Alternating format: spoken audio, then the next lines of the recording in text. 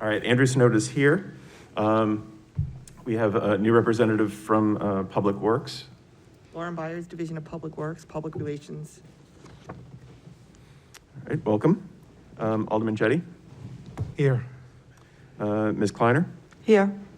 Ms. Linder, Here. Ms. McCormick, Here. Captain Medeiros, Here. Mr. Miserovich, Here.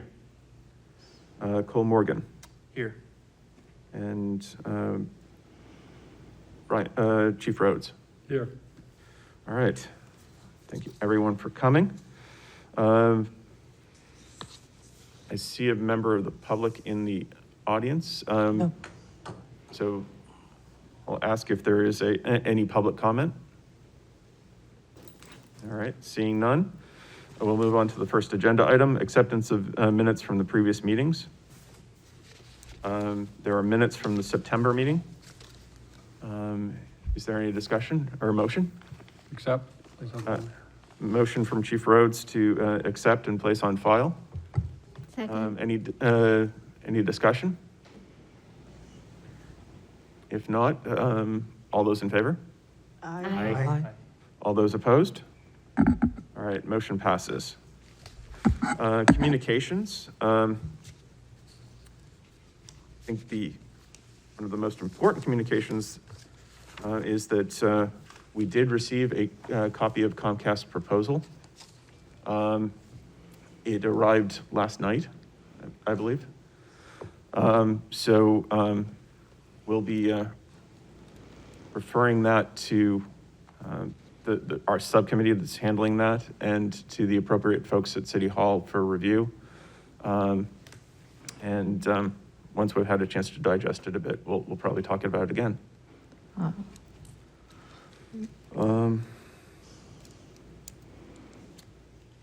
Okay, there are, I'm told, no reports this month because those are now on the quarterly basis. But Ms. Kleiner, you had some updates that you wanted to give us as far as operations and videographers? Yes, thank you, Chair.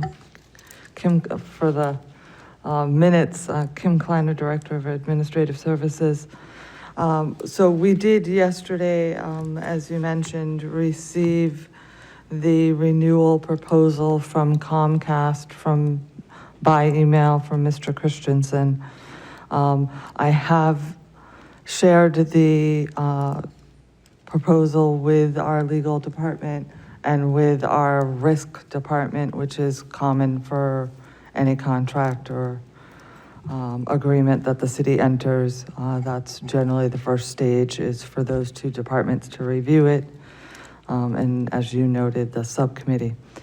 I did have a discussion yesterday with the mayor.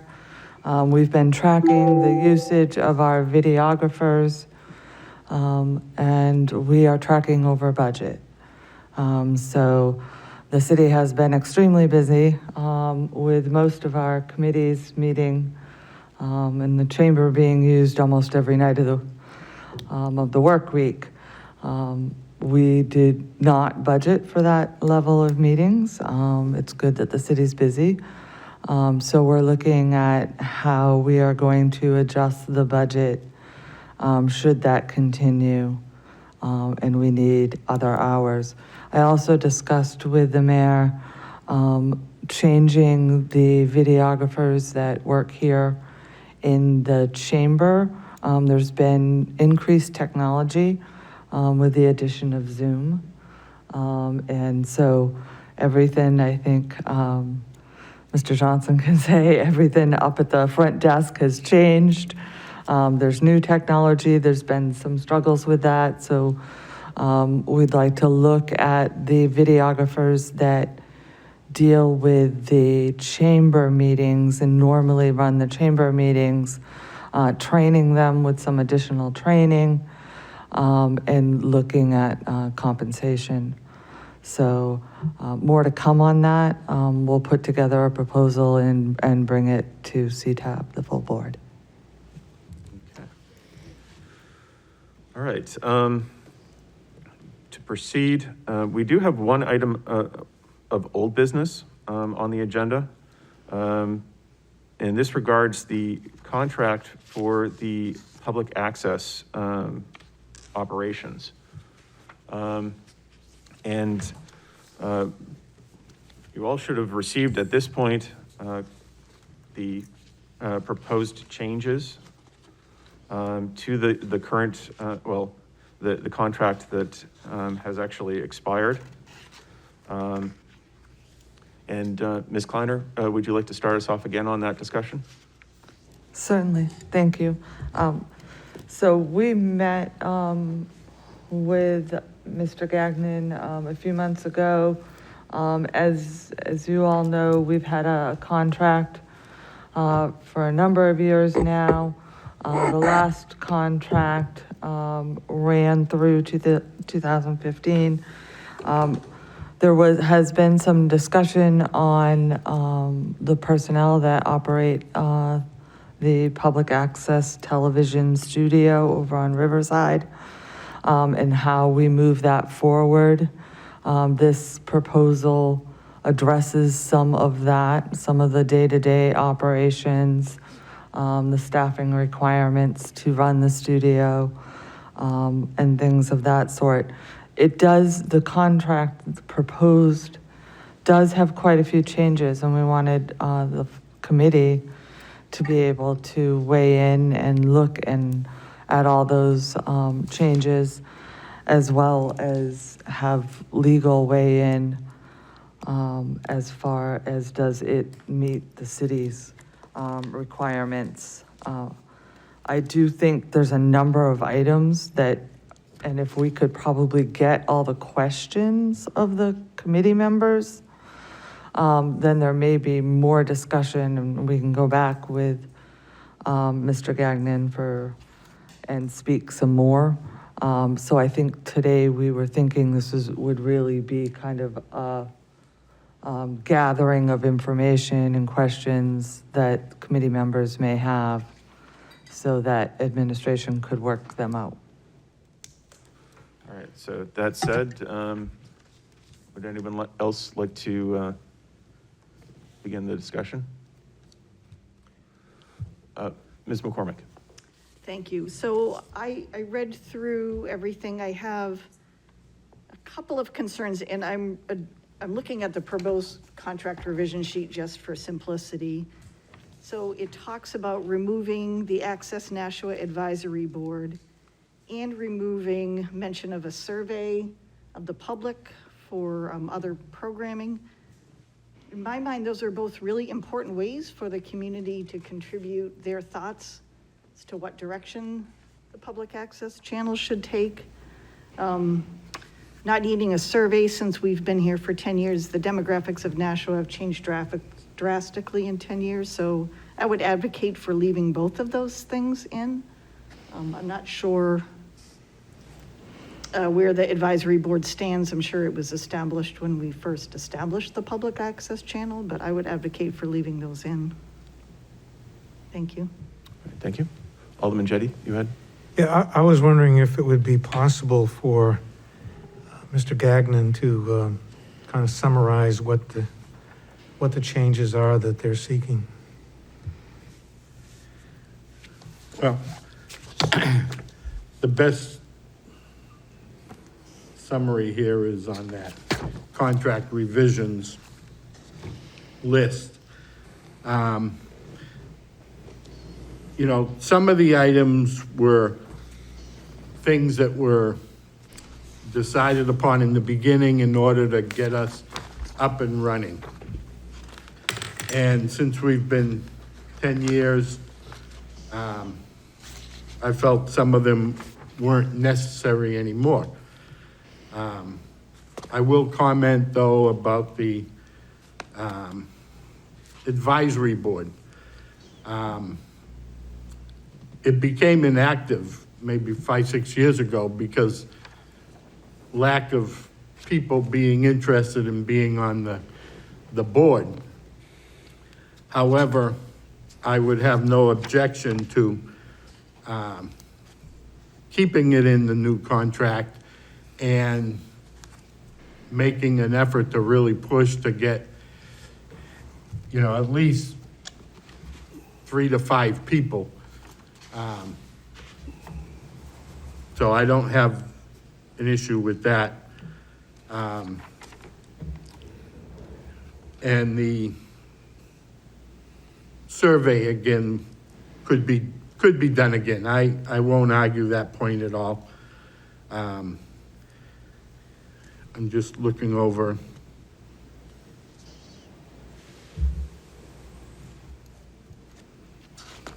Oh, and there was some terminology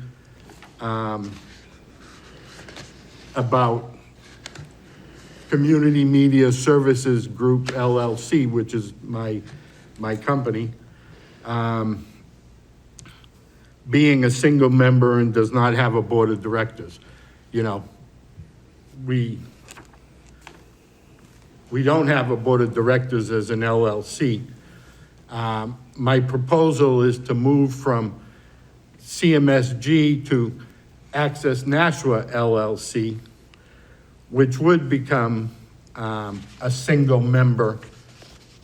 And the reason for that is that, time will come and my plans are to be fully retired in 3 years, going part-time, heading it up sometime next year. So my intention is to look for a replacement to take over that business, which would continue with doing Access Nashua. Let's see. And again, there's some things, I changed the reference from a dollar amount. The contract had a dollar amount to the words, the annual budgeted amount. So it's not something that has to be updated every year.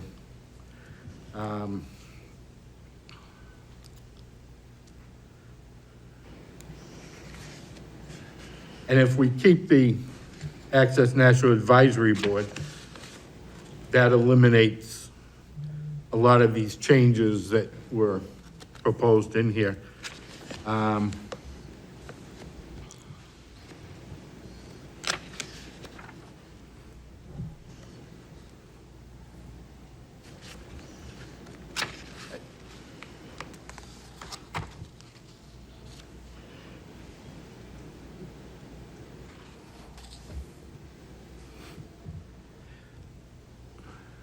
Yeah, I think by keeping the advisory board in and the survey, and I'm not sure where it is in here, but keeping that in there eliminates a lot of these changes.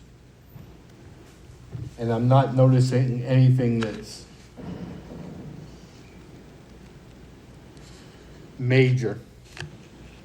Oh, replace all references to audited financial statements with review or reviewer, since the cost of having a CPA audit is quite extensive. This was back when John Barker was our contract liaison. He had agreed that, just my CPA's letter would be fine. So it'd be removing it from the contract that it requires the word audit, As it states in the contract, our books are open for the finance department at any time to weed through them if they so require or request.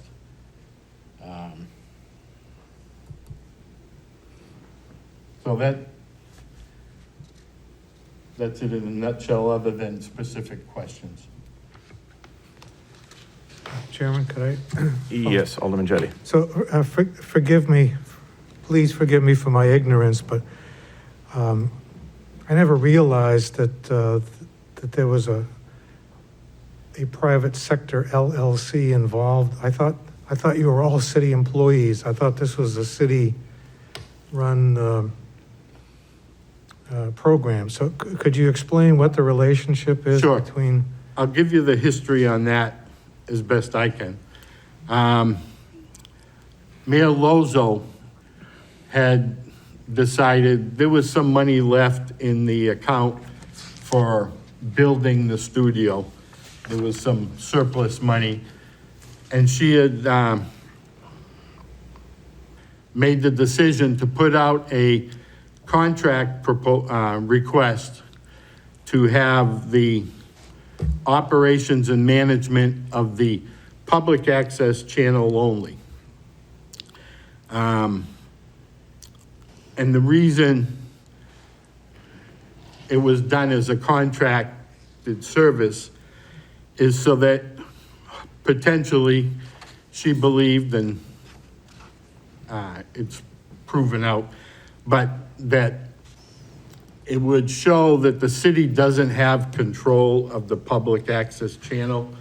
So the city can't say, oh, that show can't run, or you have to do this show, or whatever, okay? So she did it as a one-year trial period.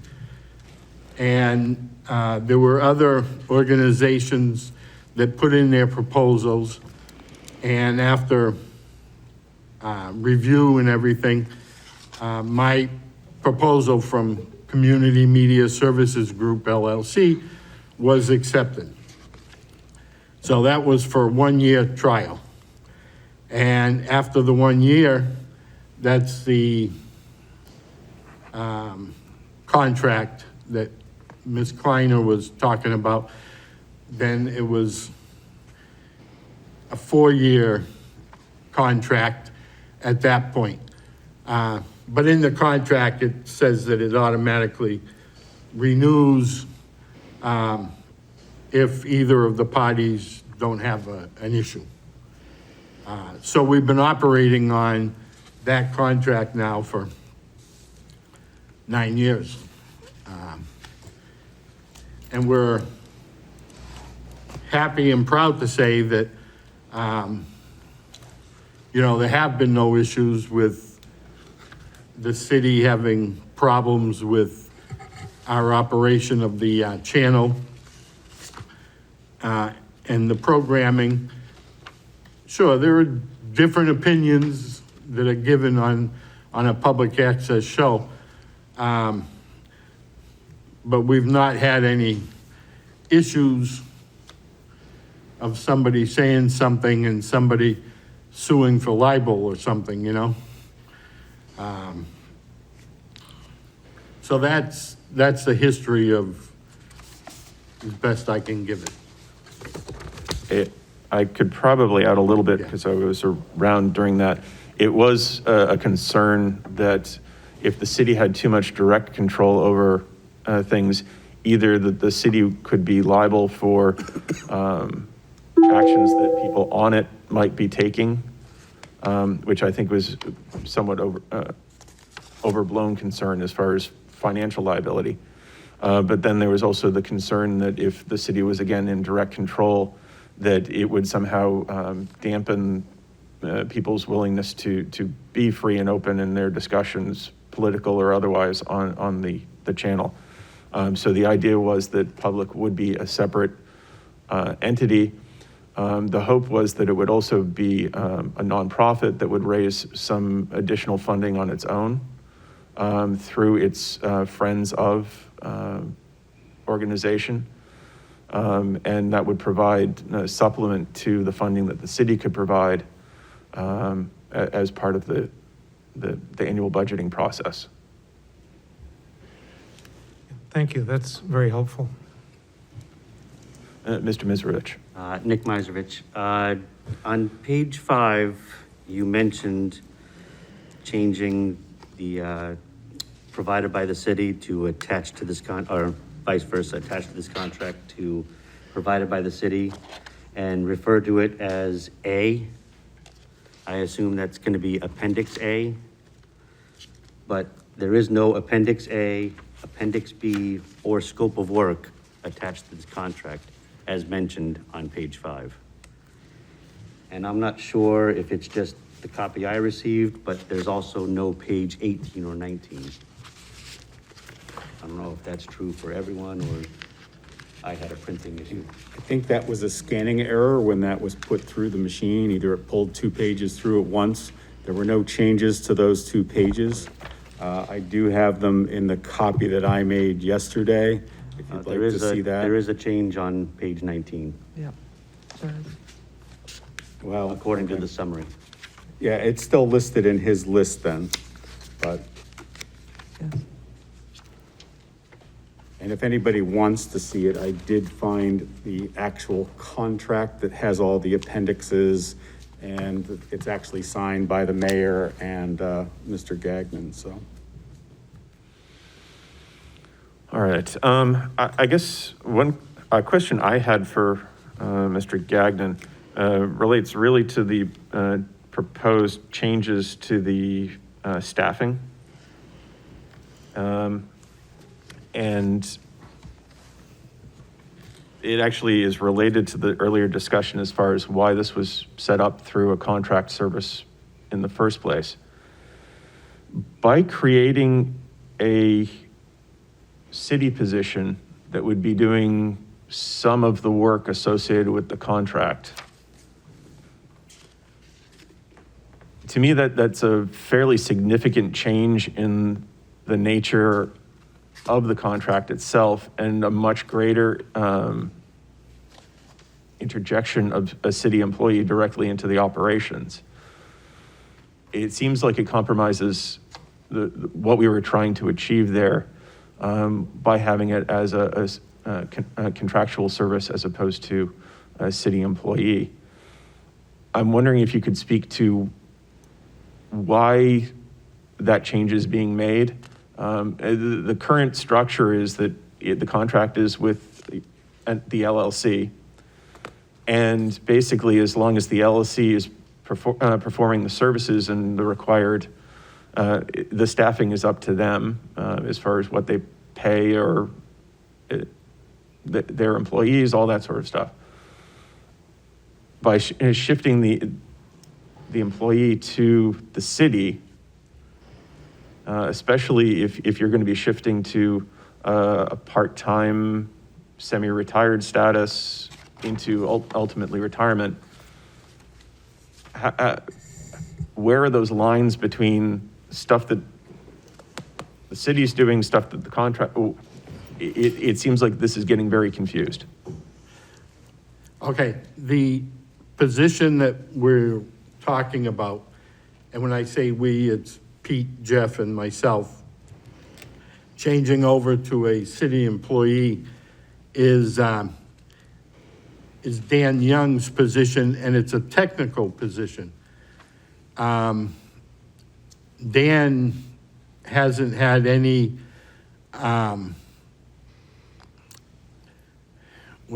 any control on the type of shows that we do and who does them and so forth and so forth. Dan has just been a technical person.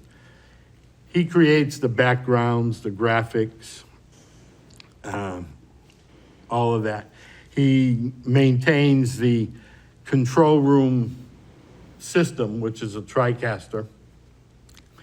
He maintains that to load up the backgrounds and everything. But he has no control over the, I'm trying to think of a word to call it, but over the content, okay? That would still be Access Nashua LLC's or CMSG's position to do. And as far as me going part-time, I'm gonna go part-time when I have somebody that I can be training to be my replacement, okay? The criteria, without getting into it too much, but the criteria of a person I'm looking for to come on board is gonna be somebody who's very involved in public television, public access television. My position is more, I'm gonna say recruiting. A lot of my work is recruiting new shows. If anybody's been on one of our shows, a lot of times they'll notice that I'll approach the guest and say, hey, why don't you do a show? So anyways, the position that we're looking to move over is a technical position.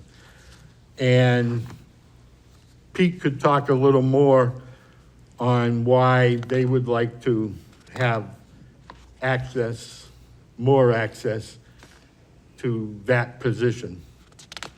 I guess my question is, what is the benefit to having that as a city employee directly, as opposed to right now where the same technical services are being provided under your contract, and it's part of your contract because he's providing those to the public access? It's a limited, right now it's a limited access. I mean, Dan is a part-time employee. And in order for him to go full-time, there's no way our budget would be able to cover it. Because of the fact that our budget, we don't get insurance, we don't get any retirement benefit, we don't get any benefits, we're a contractor. So it would give more access to his abilities and services, which I think Pete could speak on now, why and how him and Jeff would use him more than they do now. Mr. Johnson? Pete Johnson, Education Channel Administrator. I think part of the issue is right now is that with his part-time ability, he's only able to be there limited hours, so it controls sort of when people can come in and produce their programs. Also, we use his services and pay him in a videographer rate to produce shows for the Education Channel and also for the government channel. So he's getting a very limited part-time work from us as well. We've looked for years as a way to try to work it into our budget, but we don't have the money either fully to cover it. But I think between what CMSG is willing to give up and what we can afford, we could make that work. Does that answer your question? Ms. Kleiner? So just a couple things that, to make this probably a little bit more complicated. So if the city was to add a position, the city would need to post that position, and we would need to hire according to the rules that govern our hiring process. So I would just be concerned that as we talk about this and we talk about the changes, that we don't talk about a specific individual. You're looking at a position, moving a position from a contractor into the city.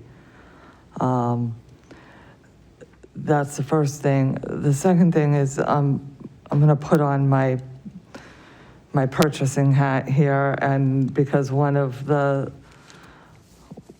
things that goes with my role is bringing forth the opinions of all of the departments within admin services.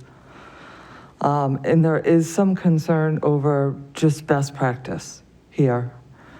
And although the city and Mr. Gagnon and his company have had a wonderful relationship and a wonderful service and job has been done, you have a period of time here that has lapsed, and best practice tells you that you should look at our request for proposals and going out and seeing what the market yields now.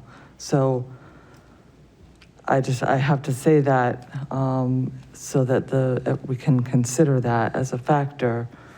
The other thing is, and I'd like to say that I think the audit portion of it that was brought up just a few minutes ago, that's particularly important when you're dealing with the friends, right? So if you have donations coming in, and maybe the Friends of Access Nashua hasn't been active, and maybe there's been no donations or things of that sort, but I think the audit part was really important when they were looking at the Friends group, because whenever you deal with donations, you do have to have a specific audit of those.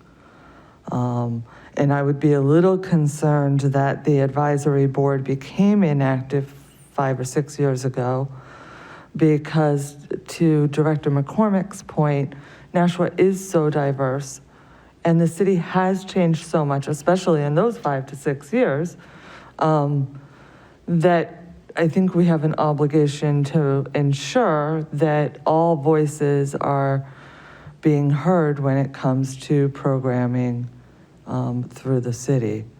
So it's just a couple of my points. All right. Does anyone else have any questions or concerns that? All right. If there are none, I would actually like to propose that we make a motion to table this as far as a final proposal until we've had a chance to study some of these issues and go over them in some detail. Perhaps hear back from, I think you said risk management was reviewing it, and I know legal's looking at it too. So it's probably rather premature to make any sort of final judgment. And I think, I do think some of our members need to look at it more carefully too. I guess still going back to my concern that this sort of fundamentally changes the very nature of the contract itself, and we need to take a look at that. All right, so motion to table. I'm sorry, Mr. Gagnon does. Would it be helpful also to modify the proposed changes based upon the discussion that we've had today, and provide you with a new proposed? Well, if you'd like to provide an updated proposal, certainly pass that along, which all the more reason for tabling, I'd say. Any discussion of the motion to table? If not, all those in favor? Aye. All those opposed? All right, motion passes.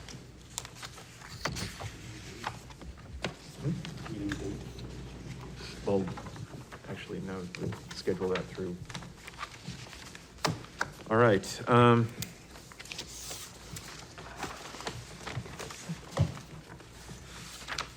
don't know if anyone from public has any comments, but I don't. All right. Remarks by members of the committee. Ms. Kleiner. I would just like to remind everyone that there is a public hearing booked for November 29th.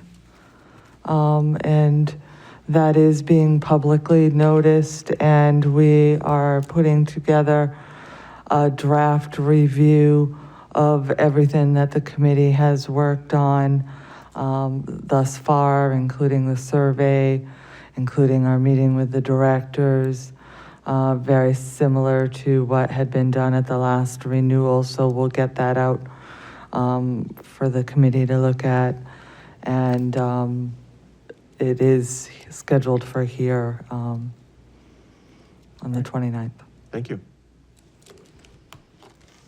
Alderman Jettie. So, did I miss something? The financial statements, the manager's reports and all that stuff, is that? we just Because this skipped was a over? special meeting we didn't actually have those today. Okay, it's on the agenda, that's why I. Yes, that was apparently an error. Okay. So I had something else. Yes. So I don't know if this committee is the proper place to raise this, but I've had a lot of complaints voiced by people about the practice that Comcast uses where they leave big loops of cable hanging from the wires. And you know, people have pointed out, and I agree with them, it looks awful. I don't know how we could, Alderman Jettie, yes, those loops are not Comcast. Those loops are being installed by Consolidated Communications. okay, then I take that back. All right. I'm assuming that's the fiber? Correct. Yep. All right. Any other member comments? If not, do we have a final motion? I move to adjourn. Motion to adjourn. All those in favor? Aye. All those opposed? All right, motion passes.